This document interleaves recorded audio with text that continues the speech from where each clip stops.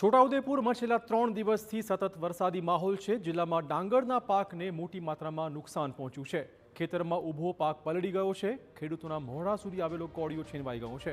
જલ્દી સર્વે કરાવી વળતર ચૂકવવાની ખેડૂતોએ માંગણી કરી છે।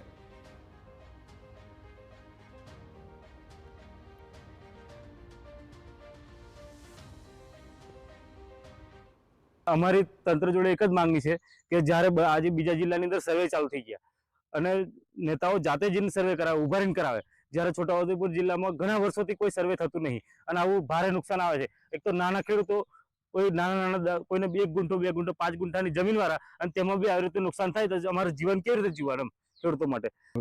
અમારા જે ખેડૂતો છે એમની ડાંગરોનું બહુ નુકસાન થયું છે। 90% ડાંગરોનું નુકસાન થઈ ગયું છે। પાણીમાં તંગાઈ જઈ છે, પછી ઉગવાની પણ શક્યતા થઈ ગયેલી છે। તો આ બધું સરકાર શ્રી ધ્યાનમાં રાખીને અમને જે કંઈ વળતર આપે એવી અમારી આશા છે।